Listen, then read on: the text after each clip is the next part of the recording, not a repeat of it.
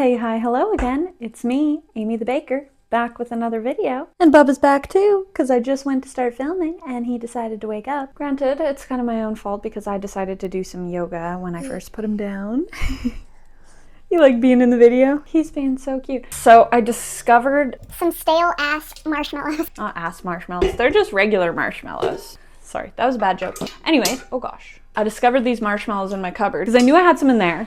And I've done a few videos now, or a couple. A brownie video and a cookie video. Maybe 2 cookie videos. Anyways, trying to use up those marshmallows. Lo and behold, I have a whole nother bag down here. You cannot climb up there. Are you mad? Oh, he's fully walking now. He still crawls sometimes, but he prefers walking. So within the 2 weeks since I talked about it last, he has become a walker. I knew as soon as he figured out how to stand up on his own that walking would be his preferred mode of transport. Dude. 1, 2, 3, you chose me, you're getting yoinked. Yoink. Yep, this is my day. Also, I'm using margarine for these brownies. It's a recipe I haven't done before, so hopefully it's okay with margarine. You want Gudetama? Gudetama magnet. Nifty trick with margarine squares. This is exactly half a cup. Oh, you need a 1/4 cup? Cut it diagonally, corner to corner, and it's exactly a 1/4 cup, and you don't even have to weigh it or measure it or nothing. You like Gudetama? So usually with brownies, I do some sort of melted butter or melted chocolate method. Well, the 2 recipes that I have. One of them, you need high-end chocolate and real butter to use or else they don't turn out well. Open cupboard. But this one is creaming method, so I'm interested to see how it turns out because, oh my gosh, I forgot to say, I'm turning these into Snickers brownies. That's what I'm using the marshmallows for. I'm gonna make a marshmallow nougat. Hopefully it turns out. Whoa. So I made these Snicker brownies a long time ago in high school, because high school was a long time ago now for me. I graduated in 2015, so. Oh my god, I'm so old. Focus, focus, focus. I have 2 brownie recipes on this page, so I keep getting confused. I like using my scale whenever I can because it's obviously the most accurate. Oh yeah, there's cornstarch in this recipe. Cornstarch, cocoa, baking powder, salt. Okay, ingredients. I did not get anything ready because Leon. Oh my gosh, he's just the cutest little guy. I gave him a haircut. I was gonna give him a mullet, and then when I shaved the top, he looked like a crackhead. Mwah! The cutest crackhead ever, but I just decided to shave it all one length. Oh, you want up again? I shouldn't have picked him up. Look at all this stuff. 400 grams. Pokey. He loves Pokemon now. What's this? Pokey. A Pokemon card? Oh, look at this cupboard. We'll get that prepped. What was I saying? I don't remember. Memory of a goldfish. Why is this so difficult? Okay. Are you pooping again? Don't look at me so mischievously. He's like, yeah, I am pooping. Oh, Snickers brownies. I made this recipe a couple of times. Nice, good job. I made this recipe a couple of times in high school and it turned out really well. But the peanut butter nougat that you make for it uses marshmallow fluff. It's just like marshmallow fluff and peanut butter essentially. Maybe we'll just close this cupboard actually before you Muck up everything and I have to clean up a huge big old mess. peanut butter and marshmallow fluff, but obviously I have regular marshmallows and they're stale. So my inclination was to just add some corn syrup. And then I was doing some Googling and guess how you make marshmallow fluff? Marshmallows and corn syrup. So basically what I'm saying is I'm a genius. Okay, these are stinky. Why did I do that? I'll be back. Chaos already. But I mean, when is it not? This brownie is creaming method. Just like the cupcakes in the last video. I'm just a creamy guy lately, I guess. What does that even mean? What am I doing? I don't actually know if this is the size I need. Well, We're done with the sugar. Baking powder we need. Oh, you're making a mess. Why did I do baking powder first? Anyways, doesn't really matter.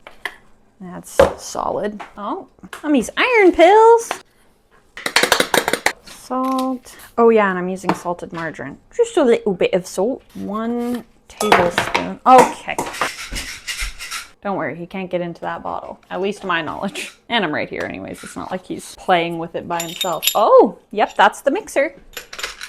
Iron pills in the brownies? Yeah, that's a great idea. Okay, we're actually gonna move this just so you can't reach in there. Or you really wanna put those iron pills in there, hey? Watch this. Oh, that was a lot. Now with the flour, I'm wondering if, okay. Oppa! Egg on the floor. Great, I needed 3 room temperature ones. 1 cold one won't kill it. No.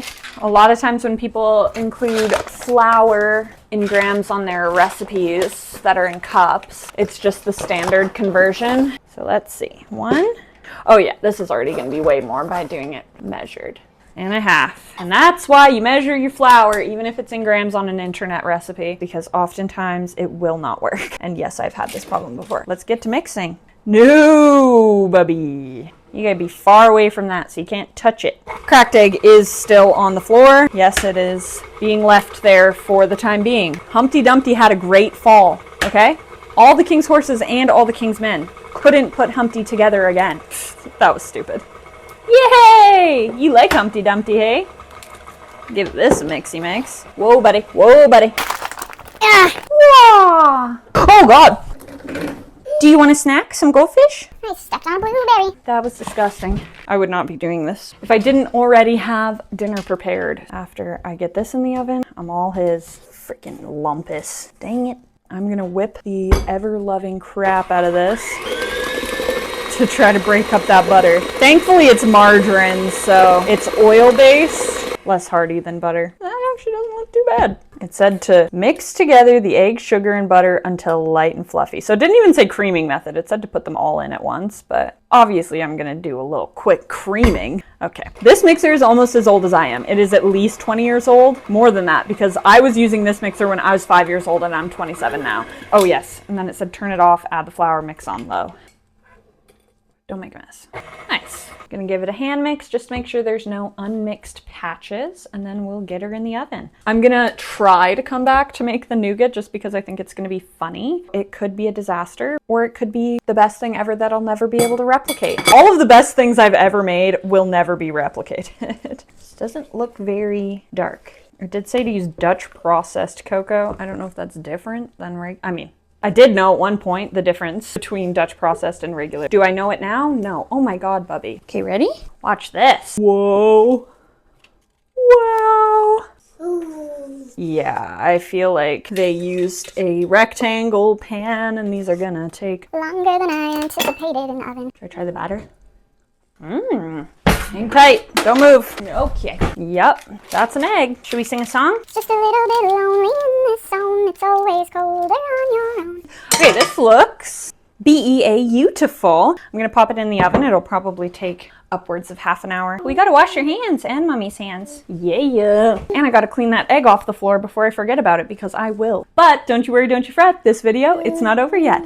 I, Amy the Baker, and potentially Little Bubs, will be back for the next part of this baking adventure right now. Of course, Nathan is showing up, so I'm gonna try to be super quick explaining this. I was just about to start filming the next portion of the brownie, the nougat layer, and I went to cut the top off, and this is very much not baked at all, and it's not going to set. Unfortunately, I already measured the ingredients for the nougat. It's a bit more complicated than I remembered from the recipe, but I think I'm just gonna chop off all of the corners and edges, kind of layer them into the pan and then pour the nougat on top, set it overnight, and yeah, call it good.